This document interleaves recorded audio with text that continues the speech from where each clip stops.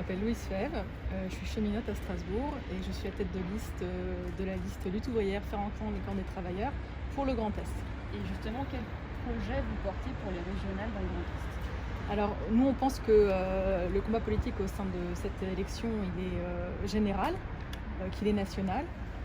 Ce qu'on défend c'est la nécessité de faire entendre le camp des travailleurs suite à cette crise sanitaire qui met en lumière des inégalités sociales et des dysfonctionnements de cette société. On pense que c'est les travailleurs qui font tourner toute la société et qui sont bien plus aptes à la diriger et la réorganiser pour le besoin de tous que les grands groupes capitalistes et la bourgeoisie qui est aujourd'hui aux manettes. Est-ce qu'il y a des particularités dans le Grand Est? Dans le Grand Est, il n'y a pas plus de particularités qu'ailleurs. Le monde du travail il est confronté au licenciement, aux baisses brutales de salaire. La condition des hôpitaux ici n'est pas différente du reste du territoire. C'est pour ça que nous souhaitons avancer un programme de lutte pour l'ensemble du monde du travail. C'est important de défendre le camp des travailleurs. C'est nécessaire, bien sûr que c'est important. Pour nous, c'est même,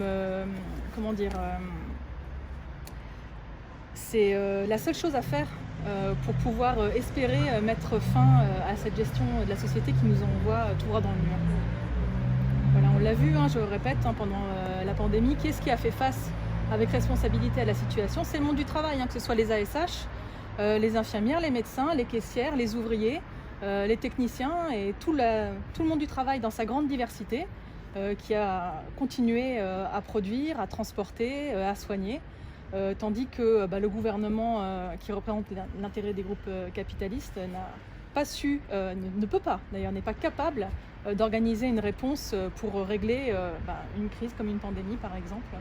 On l'a vu pour les vaccins qui se heurtent à la propriété privée et au secret industriel. On l'a vu dans leur façon d'organiser la lutte. Et la lutte contre cette épidémie, c'est le monde du travail qui l'a menée. Alors, nous, les problèmes qui se posent à nous, c'est le chômage, c'est la pauvreté.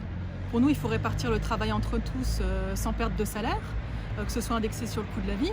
Et surtout, il faut que les travailleurs qui sont dans tous les milieux, tous les pans de l'économie, ils contrôlent.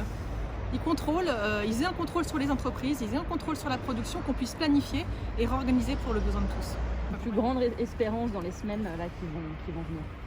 Dans les semaines qui vont venir, pas plus que dans les mois à venir.